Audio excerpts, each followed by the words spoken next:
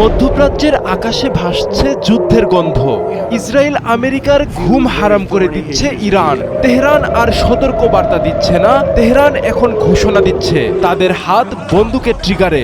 ইসলামী বিপ্লবের রক্ষা কবচ আইআরজিসি স্পষ্ট জানিয়েছে, ইসরায়েল আমেরিকা যদি আরেকবার আগ্রাসনের দুঃসাহস দেখায় তাহলে জবাব হবে এমন, যা শুধু ইসরায়েল আমেরিকার সামরিক পরাজয় ডেকে আনবে না, বরং ইতিহাসে লেখা থাকবে অপমানের অধ্যায় হিসেবে।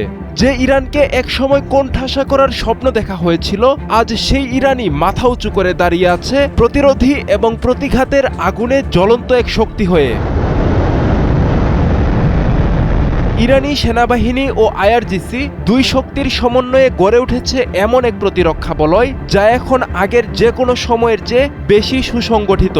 ঐক্য, সমন্বয় ও পবিত্র ইচ্ছাশক্তি, এই তিন শক্তিই এখন ইরানের প্রধান অস্ত্র।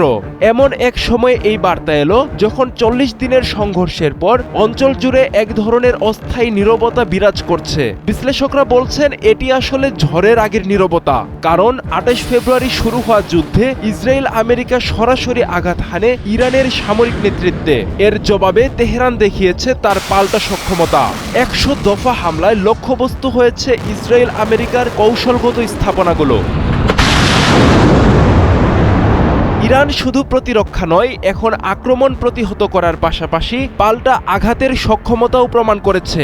আইআরজিসির দাবি অনুযায়ী তাদের স্থলবাহিনীর প্রস্তুতি শত্রুর বড় ধরনের পরিকল্পনাও ভণ্ডুল করে দিয়েছে।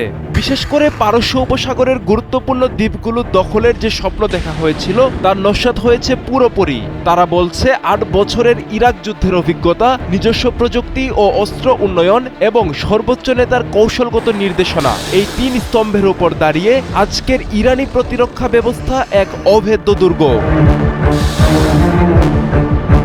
পাকিস্তানের মধ্যস্থতায় 2 সপ্তাহের যুদ্ধবিরতি কার্যকর হলেও ওয়াশিংটন তেহরান আলোচনা ব্যর্থ হয়েছে, অর্থাৎ কূটনীতির পথ এখনও অনিশ্চিত।